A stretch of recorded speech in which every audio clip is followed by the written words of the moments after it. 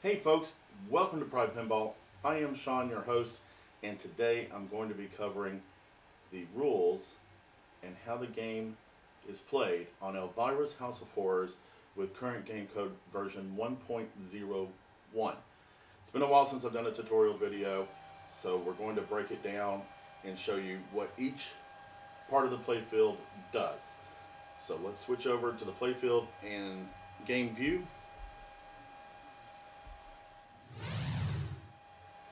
And there we have.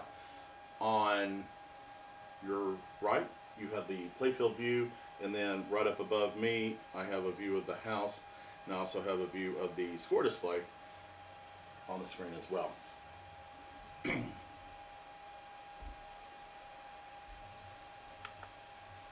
So we'll start with the skill shot, which when you plunge, you have a couple of options. Plunge the ball, you can short plunge into this lane right here in the right orbit, or if you plunge a little bit harder, the ball will go through a gate right here and into these top lanes. There are two lanes right here, and those are your regular skill shot lanes. They'll award some points, like 250,000 points, and a bonus multiplier if you roll over the lit lane, okay, which you can control the lit lane with your flippers. If you plunge a little bit harder, there is a controlled gate right here behind the house.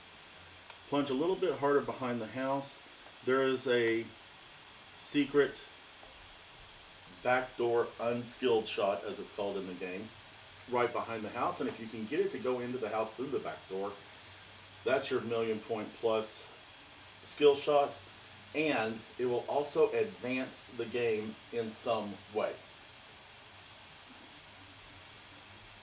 So the next thing is the house itself.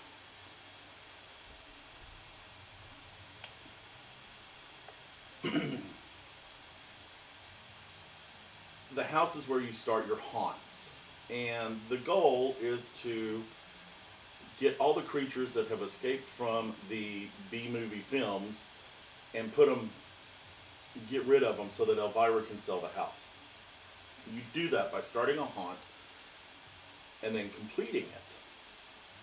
And the haunts are represented by the windows on the house. So on the left side of the house, you have these three windows representing teenagers from outer space, the Manster, and the brain that wouldn't die. On the right side of the house, these three windows are the Werewolf of Washington, Manos the Hands of Fate, and Night of the Living Dead. Now there is also one more room in the house, and that is this window right here, which has three haunts: the Giant Gila Monster, the Satanic Rites of Dracula, and Santa Claus Conquers the Martians. But that room is only accessible when you have a skeleton key. We'll talk about that later when we talk about the trunk. When you first start the game,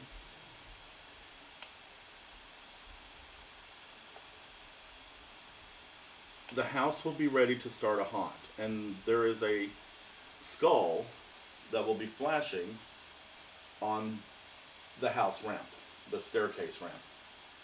So you can shoot into the house to start a haunt, and whichever window is lit up is the haunt that will start.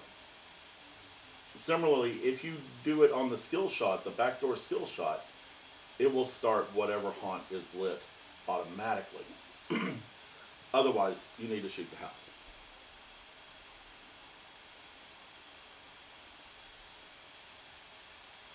If you do not complete a haunt, it will take more shots into the house to advance it to be able to start a haunt. If you, like I said, if you get the backdoor shot when you're not in a haunt, it will advance to either light the haunt where it's ready to start, or it will, if the haunt's already lit, it will advance it to start. If you're in the middle of a haunt, the backdoor shot will advance the haunt you're in. In other words, it will make a shot for you, or collect a shot for you, I should say.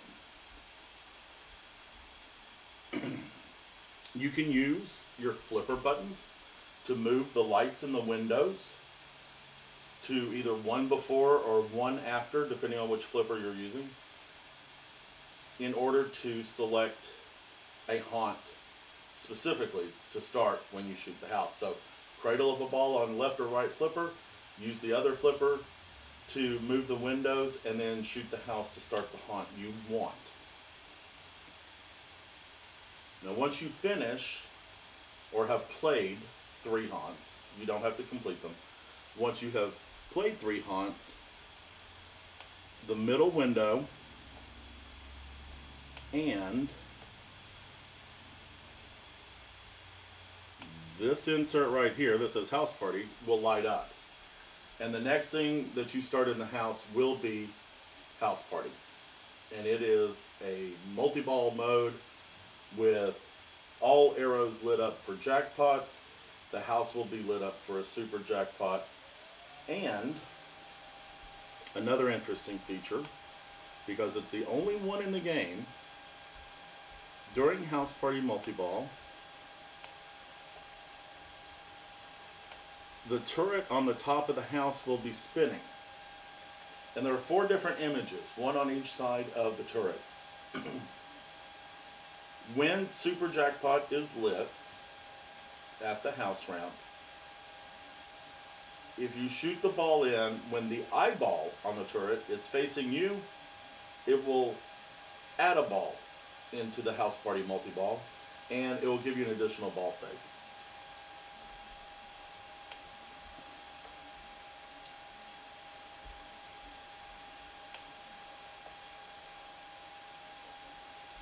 Now once you start a haunt, the large arrows will light the colors of the haunt, and those are the arrows you need to collect to advance the house. Be sure you're watching the screen, because it will give you some information as well, such as point values and how many more shots you may need. The hauntometer will be on the screen as well. As you make shots, film clips will go into the film, and on the right hand side of the hauntometer it will show you how many shots, total shots, are needed to finish that haunt.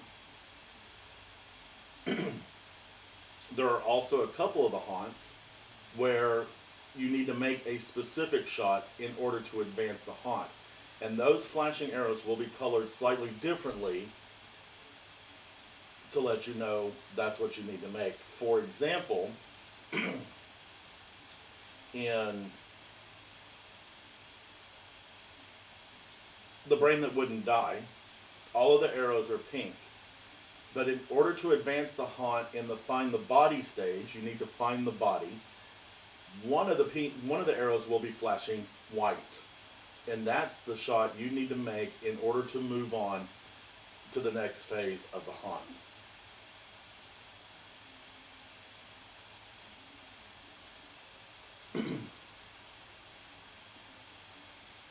So be on the lookout.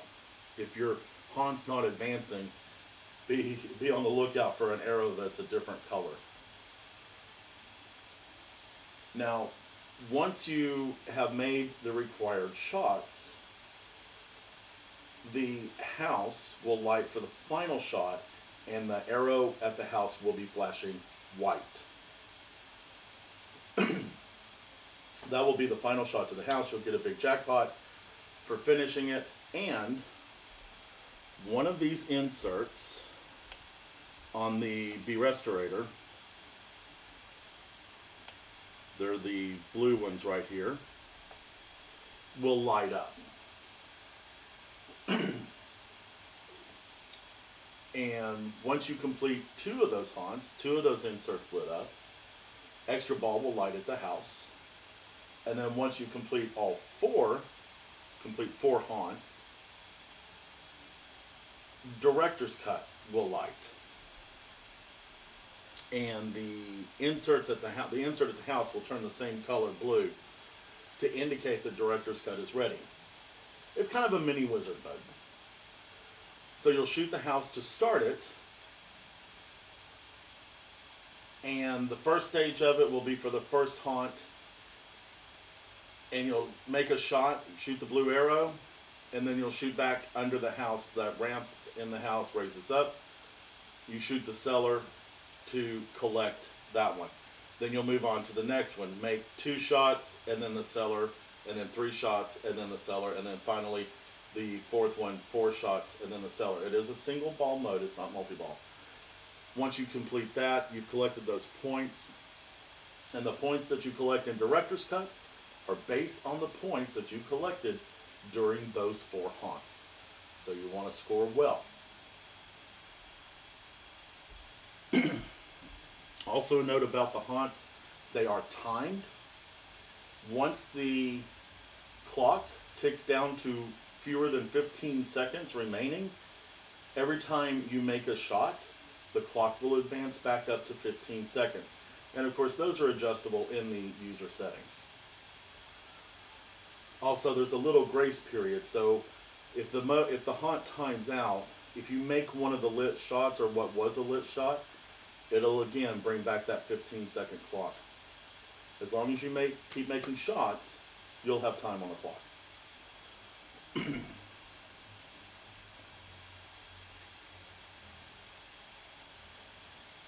Once you've completed or played 3 haunts, you get the house party multi-ball. We already talked about that.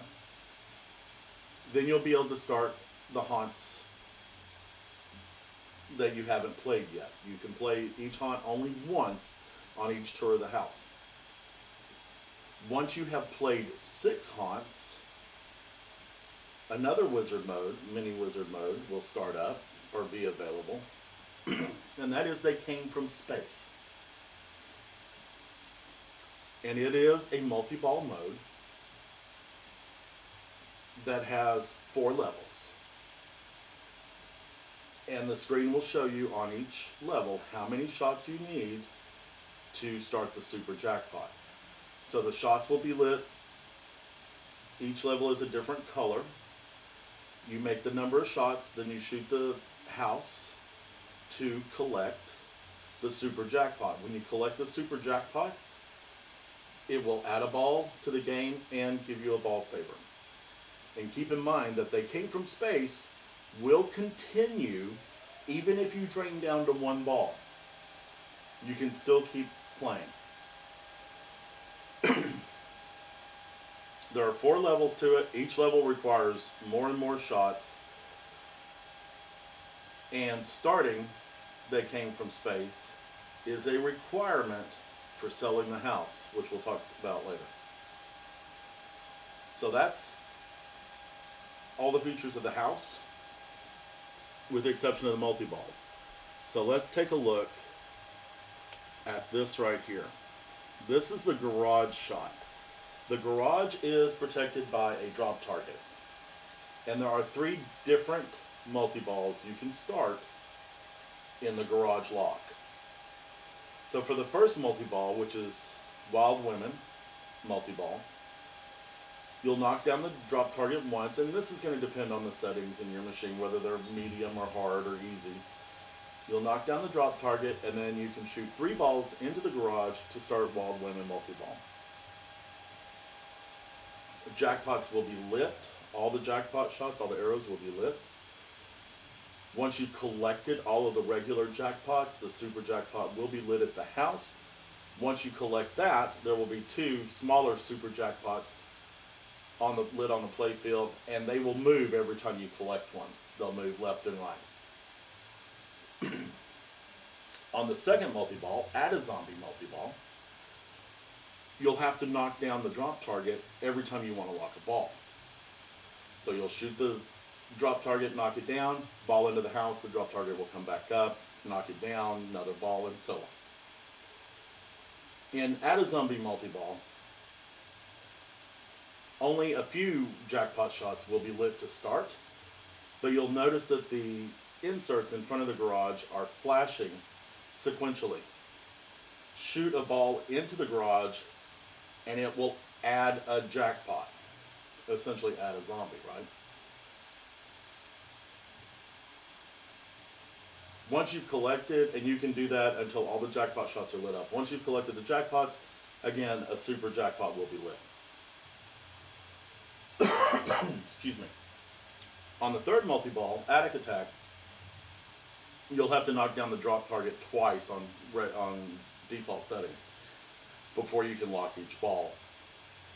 Once you start Attic Attack, there is a super jackpot. There are 4 super jackpots represented by the turret, and it will spin, and in order to collect a super jackpot, you have to collect the lit side of the turret. Otherwise it won't award a super jackpot, or the super jackpot won't be lit. All right.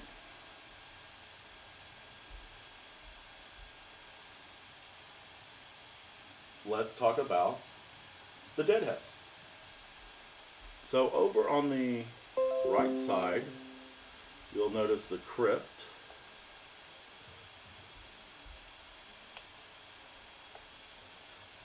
And I'll see if I can get you a better picture of it.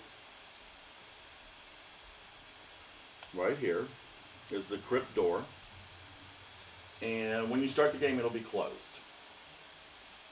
And of course, it will get progressively harder to open as you go along. But the first hit to the crypt will open the gate. And you'll shoot the ball into the crypt, and it will come out. Whoops. Excuse me.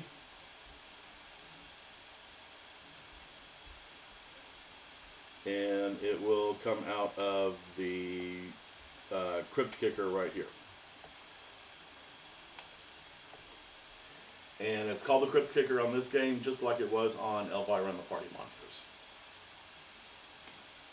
Which this Crypt Kicker shoots the ball across the playfield.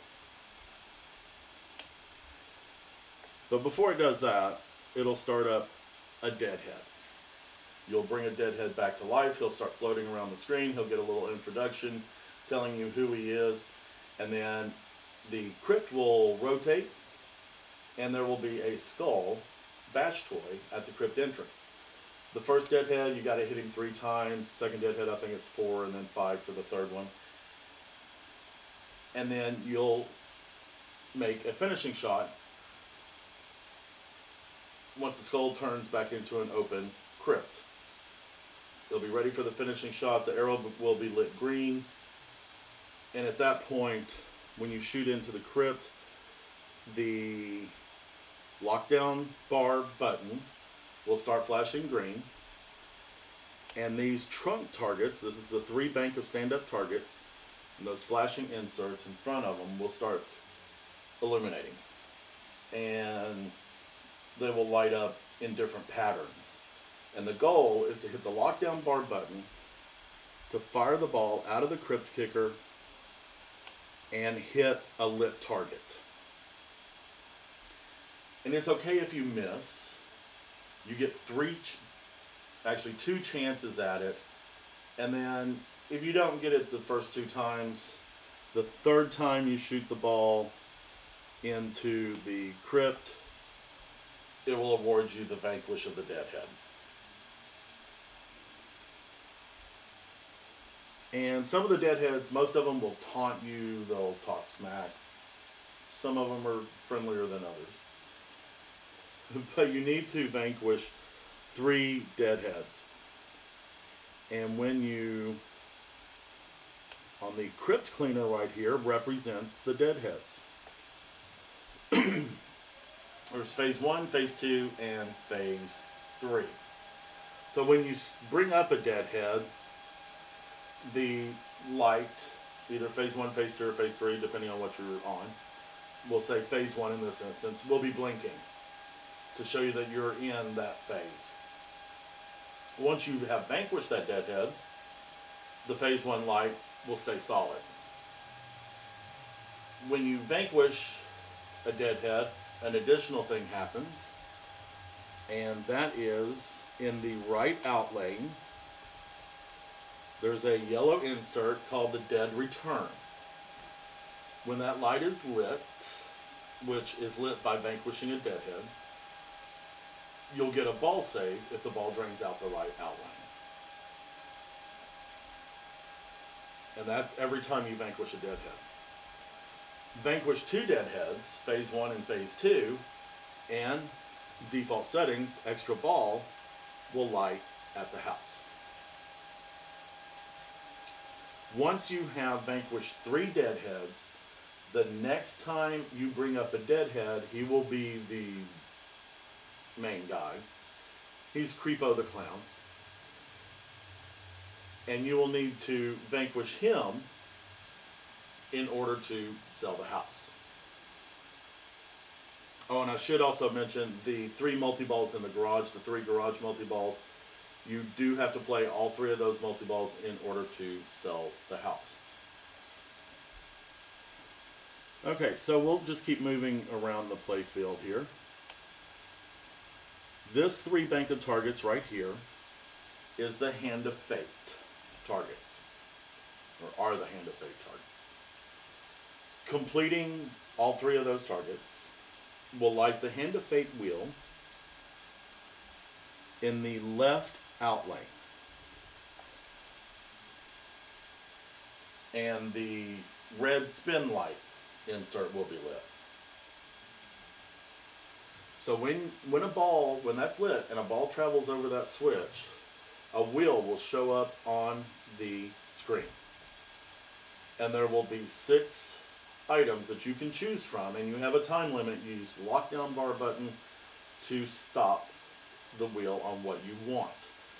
The first wheel, there's ball save, there's 2 million points, 5 million points, there's garage multi-ball extend, trunk multi-ball extend, and ball save. So depending on where you are in your game, might make a difference on your strategy of which item to choose. Since I mentioned it, and we already talked about garage multi-ball, the garage multi-ball extend is just like if you've ever played Scared Stiff, it'll extend the multi-ball when you drain out. So if you have selected that off the wheel, the next time you play garage multi-ball, it doesn't matter which one, whichever one is next in line, when you drain out, that multi-ball will be brought back to life. Of course, then once you drain out of that, you're out of multi-ball. But you can only use it once per game. If you're lucky enough to collect all 6 awards on the wheel in one game, then you get a few different wedges on the next wheel. And the third wheel is completely different, if you get lucky enough to do that. And I say that because on default settings, if you drain, if you have anything in the left outlane or the in lanes lit, and you drain the ball, you lose those lit inserts. So it's best to try and collect them. It's hard to shoot the outlane, I know. You usually get the outlanes during a multi-ball, or especially the left outlane during a multi-ball. So when you see the wheel start spinning or hear the wheel start spinning, you'll know. And it'll also tell you when it's lit too. Be sure you look up and select your prize. So I'm going to jump over to the other side of the playfield and talk about the trunk, because it does a lot of stuff. The trunk targets 3 stand-up targets, 36, 24, 36 for Elvira's measurements, of course, and the trunk. So the trunk has a couple things. Number 1, multi-ball. So what you want to do to start multi-ball, trunk multi-ball, is complete all 3 targets.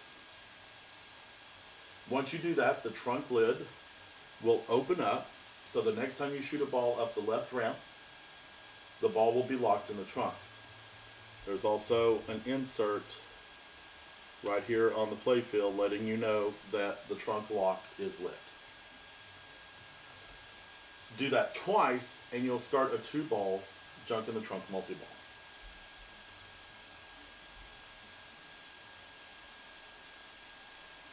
Wherein 2 jackpots will be lit on the playfield, and when you collect one, the insert light, the jackpot insert light, will move to another shot. There is also a super jackpot, where if during the trunk multi-ball you hit any one of the targets, the left ramp, the trunk, will then be lit for a super jackpot. In addition, it will be lit to collect junk. And that's the other feature of the trunk. So in front of the trunk,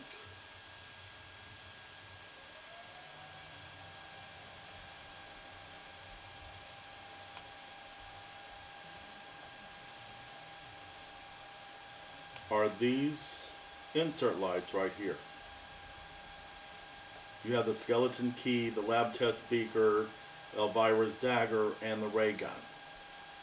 These are all pieces of junk that you can collect while playing the game. Here's how you collect junk.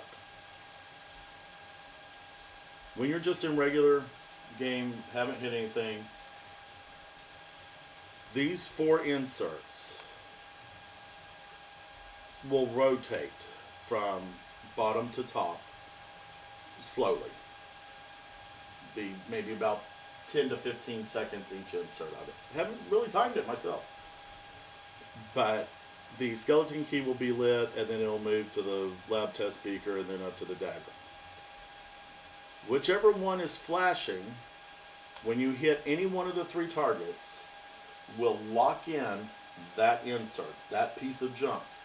And it will stay flashing, but it won't cycle through all of the junk anymore. Then, when you hit the other targets and light up the ball lock for the trunk, shooting the ball up the ramp and locking a ball into the trunk will lock in and award you that piece of junk. And it'll show on the screen that you've collected a piece of junk, and it'll have a number in the right hand corner of that piece of junk showing you how many you have. You can collect more than one. So when you start a multi-ball, you will have collected 2 pieces of junk, and those insert lights will stay lit. During the multi-ball, one of those pieces of junk insert lights will flash. And collecting a super jackpot while that item is flashing will award you another one of those pieces of junk. And once you collect one, the next time you do it, you'll collect the other one. So say my first super jackpot, I have the skeleton key flashing, I shoot the super jackpot, collect it, then say the dagger is the other piece of junk I collected to start the multi-ball. That one will be the next thing I'm awarded when I collect a super jackpot. So you can keep collecting those. Now, what does that do? The skeleton key, once you've collected that, will unlock that room on the right side of the house that we talked about earlier. Now, the room that starts when you select it, or the haunt that starts when you select it, is completely random. But that room is now available for you to start the haunt. The lab test will increase jackpots. And it'll show on the screen, plus 50,000 points with the beaker.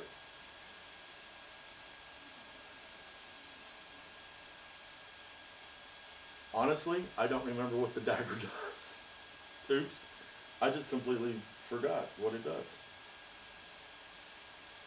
It does something, I think. I tell you what, if you haven't already, go to sternpinball.com, and in the upper right hand corner, click on the support menu option, scroll down to game code, select under game or machine name, select Elvira's House of Horrors, find the latest code. It should bring up the latest code release, and look at the README file. And that's not the code itself. That's just the README file shows you a list of changes in the latest code update. So go read it. And you can see, actually scroll down to the bottom of it's a PDF document, I believe. Scroll down to the bottom of the page, you can see all the changes from when the game first was released. And you can see what was added. I'm sorry, I don't remember what the dagger does. It may actually not do anything. The atomic ray gun will collect a shot during a haunt, during a multi-ball. The lockdown bar button will be glowing or flashing the same color as the shot it will collect. So if it's going to collect a haunt shot, let's say in the Manster, the shots are all green, then the lockdown bar button will be lit the same green as the Manster shots. If it'll collect a jackpot, if you're in a multi-ball and a haunt, I think it collects both shots. It will be glowing red. If it's glowing a dark green or flashing a dark green, then you're probably not in a haunt, but you may have a deadhead lit, and it will collect a deadhead shot at the crypt. So ray guns are good to have. Trust me, they are. Especially if you get a shot that you're having trouble making, or if you're about to time out of a haunt. Collect a shot real quick, they'll bring the haunt back to life. That is the final insert is Phone a Fiend multi-ball. So the same rules apply for starting the multi-ball.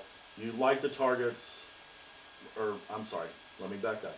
Once you have played 2 Junk in the Trunk multi-balls and collected all 4 pieces of junk and all 4 insert lights are lit, Phone a Fiend Phone-a-thon multi-ball will be lit. Same startup rules apply. Hit the 3 targets, lock a ball in the trunk, hit the 3 targets, lock a ball in the trunk. You'll start Phone a Fiend, and it will be like the others, except it involves a telephone. Lots of ringing. So check it out. But starting Phone a Fiend Phone-a-thon is a requirement for selling the house. See how this is going? I think I mentioned earlier, I hope I did, that director's cut, starting director's cut is required for selling the house. I already told you the vanquishing Creepo the Clown is requirement for selling the house. Phone a Fiend Phone-a-thon is a requirement for selling the house. Starting all 3 garage multi-balls is a requirement for selling the house. They Came from Space is a requirement for selling the house. Which I'll talk about in just a second. So on the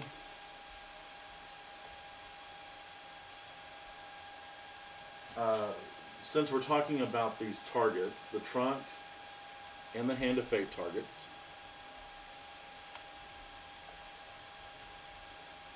right here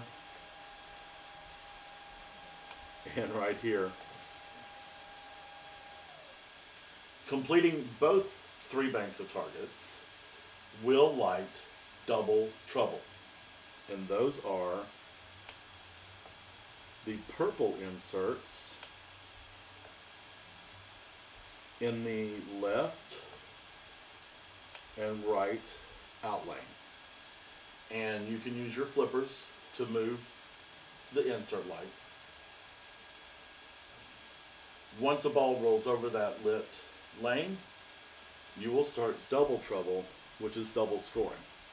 And that is indicated by this flashing insert right here. While that insert is lit, while you're in double trouble, if you can complete both three banks again, then the purple insert in the in lane will light up again. Roll over that while you're in double trouble, and this insert will light, and then you've got double trouble 4 times scoring. So all playfield values will be 4x scoring while that's on. Those only last for 20 seconds, so use them wisely. They can be worth a lot of points.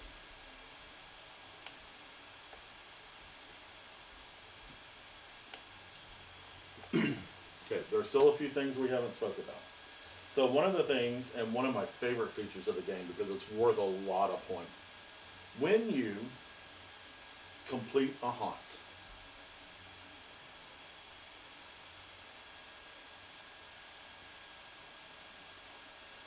the house arrow insert right here will turn yellow, and this insert will light up for trailer trash, and that will start kind of a little bonus. In order to start trailer trash, you shoot the house. Once you do that, that insert will be lit yellow. This insert on the left ramp will be yellow. This insert on the right ramp will be yellow. And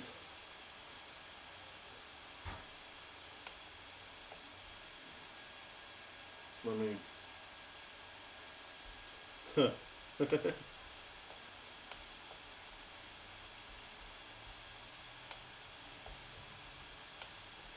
you'll see these tiny inserts. Sorry, I'm trying to get my drawing program. Trailer bits right here. So in order to start trailer trash, you shoot the house when trailer trash is lit. Once you do that, you shoot the left ramp to collect trailer bits, the right ramp to collect trailer bits, and then you shoot the house to collect trailer trash. Trailer trash is a hurry up mode. When you start it, the trailer trash will be worth 50% of the same points that you just earned in that haunt. So if you earned 50 million points during that particular haunt, when you start trailer trash, it's going to be worth 25 million points. Okay? Once you collect the trailer bits on one ramp, that hurry up then advances to 75% of your haunt value. So 37,500 points, if my math is correct. If you collect both the trailer bits on both ramps, then it's 100% of your haunt points. So if you earn 50 million points during a haunt, you start trailer trash, you collect both ramps, and then shoot back into the house, you could score up to 50 million additional points. It is a hurry up, so once you collect one set of trailer bits, the value starts dropping. So you need to collect them as quickly as you can to score more points. But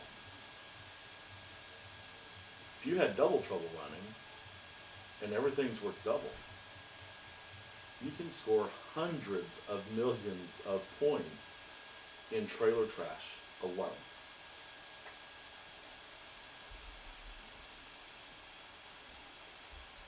Okay. So that's how trailer trash works. I want to throw that in there because this is one of my favorite features of the game.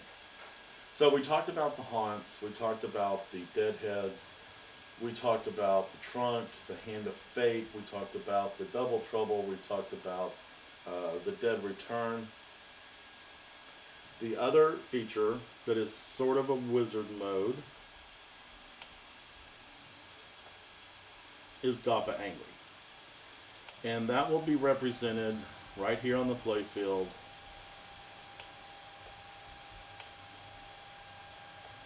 by the Freak Friar. And it's also represented somewhat on the screen.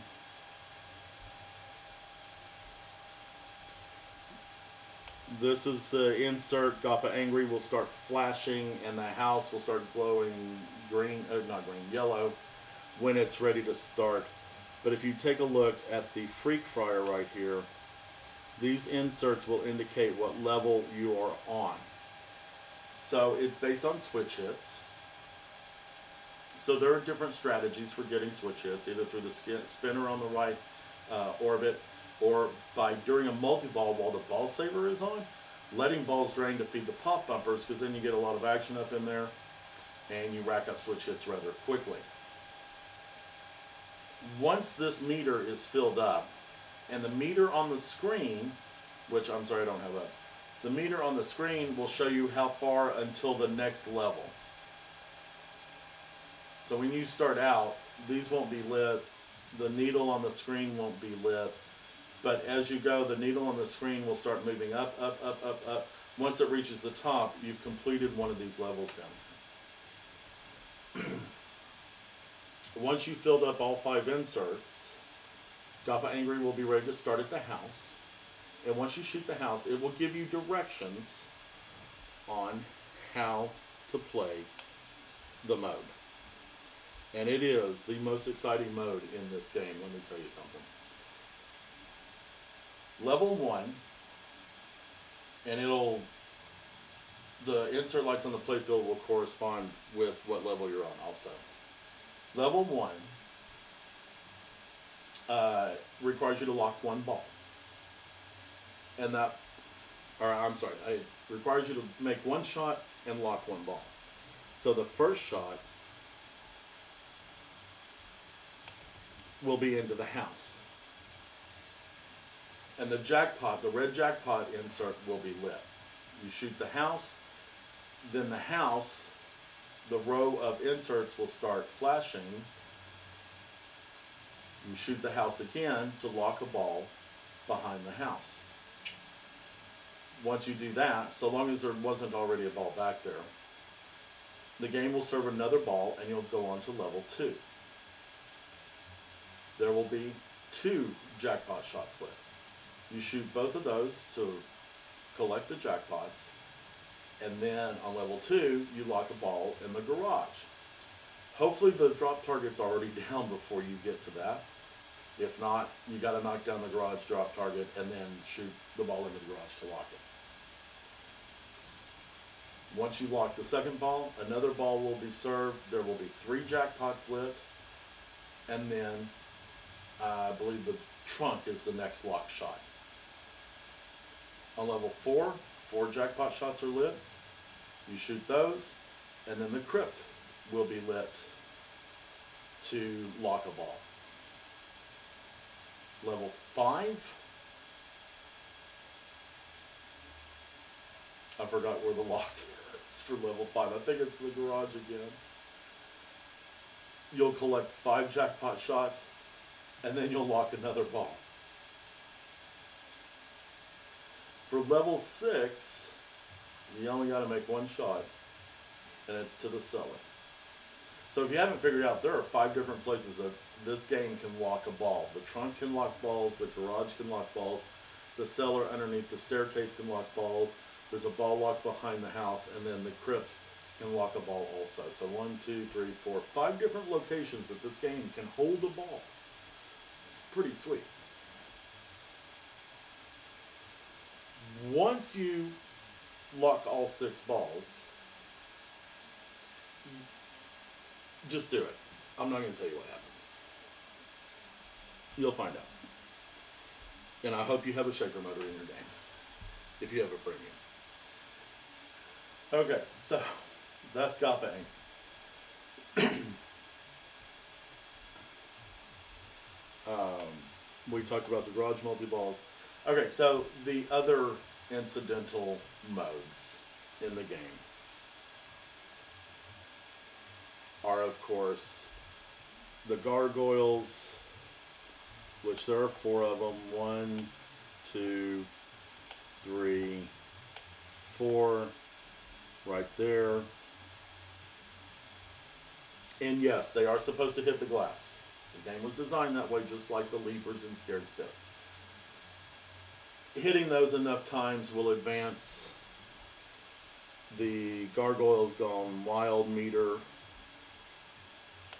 right here, and we'll start a kind of a, we'll call it a bonus mode, where hitting each gargoyle is worth extra points, and then it's called jumping time, and Jump Jive and Well is the music that'll play. And then shooting an orbit is worth a jackpot shot, and he'll show you on the screen what part you're in. Also, the orbits are Drive Me Crazy. Shoot the orbits enough time, you'll start Drive Me Crazy mode, and then the orbits become worth more points. On the ramps, You can start Unhappy Hour. Let me see if I can get a shot of this insert here and here. And again, that's just a bonus mode. Once you have made enough shots to the ramps, it will start Unhappy Hour, and then each ramp shot is worth more than 250,000 points, and every time you shoot a ramp, the value of it increases by 50,000 points. So if you, and you can combo the ramps back and forth all day long if you want. Eventually you can get the value up pretty high. That one is actually, if you can start it during a haunt like the Werewolf of Washington, because shooting the ramps in that haunt are very key, then you can just increase your points. Okay, so the last thing we haven't talked about is selling the house. Next to the house, or in front of the house I should say, is the for sale sign. It is located right here. And the insert that's flashing there is wild market value.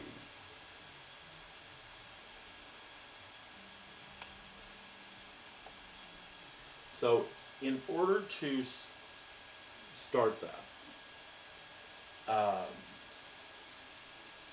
you have to do all the things that I mentioned before. Okay, you have to play Phone-a-Fiend, Phone-a-thon multi-ball. You have to vanquish Creepo the Clown in the Crypt. You have to play all 3 garage multi-balls. You have to advance to play They Came From Space by playing 6 modes, 6 haunts in the house.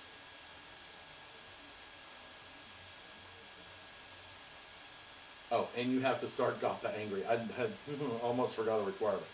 And you have to get to Gappa Angry. By the way, while I'm thinking about it, I'll come back to it because I forgot about it. Sorry. Once you have completed all those requirements, shoot the house, I believe, to start the wild market value and sell the house and cash in the points. And it is a hurry up. So you want to get the ball to a flipper as quickly as possible, because that will be lit. It's worth a ton of points. It's best shot from the left flipper, straight shot right to it. I unfortunately have only done it one time, but and that hurry up drops the value very quickly. So, and actually the one time I did it, I had double trouble lit, so I worked it where I shot the left ramp, had double trouble lit here, and then shot the ball at the wild market value target in front of the house. It was some good points. Could have been worth a lot more, but like I said, the value drops very quickly. Okay, so we talked about that. I forgot to mention something on Gappa Angry multi-ball, or Gappa Angry.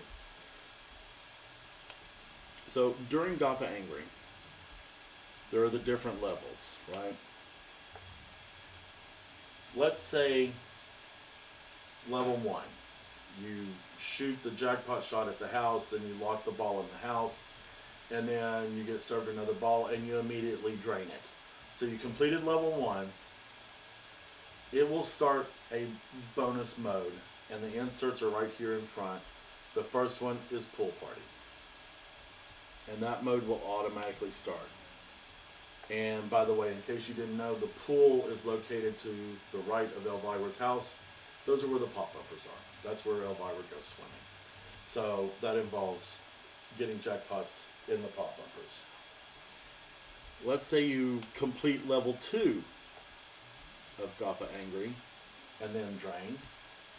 You'll get Dance Fever, which is the second multi-ball mode. You'll have 2 balls. It'll be a 2-ball multi-ball. If you complete level 3 of Gappa Angry and then drain, you get Make Out Mayhem. If you get to level 4, if you complete level 4 of Gappa Angry and then drain, you get Scream Test, which is actually my favorite multi-ball out of these 5 because there's a lot of screaming involved. And actually, it's the only one that I remember the rules too well. On Scream Test, there will be 4 jackpots left. If you shoot a jackpot, the screen will say testing. And if that's not where the jackpot is located, then that jackpot's just removed from the playfield. Shoot another one and it'll test that one. And if that's not where the jackpot's located, it will just remove it and then you'll be left down to 2. So the more shots you hit. And every time you shoot a jackpot shot, it increases the super jackpot. But once you shoot the jackpot that is actually the secret jackpot, you'll get a screen and you'll notice it, especially over topper. And then it'll reset all 4 jackpots. So the super jackpot is hidden, you're searching for it. It's actually a pretty clever mode, I like it. And then finally, if you complete level 5 and then drain before completing level 6, Run for Your Life is the mode that you will get, and it'll be a 5-ball multi-ball. If you fail to complete all 6 levels of Gappa Angry, once you return to regular play, you can start getting those switch hits. You'll need more the second time around. But when you'll start getting those switch hits, and you can advance up the Freak Fryer, and if you can keep the game going long enough, you can reach Gappa Angry again, and you'll start where you left off.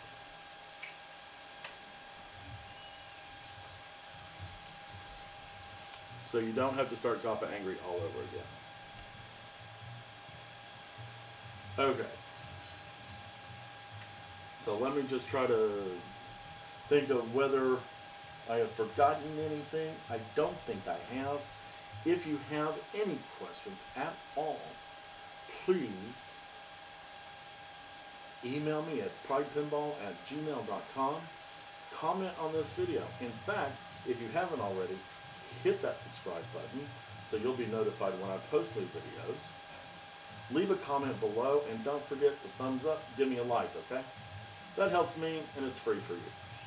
Also, if you want to catch live gameplay when I'm streaming on Twitch on Wednesday and Friday nights at 9 p.m. Central Time, go to twitch.tv, Pride Pinball, and give me a follow there. That way you'll know when I go live. And if you want to sub, that would help me out too. Any questions, leave them below in the comments. I'll be happy to answer them, or catch me on a live stream. Until then, folks, happy flipping.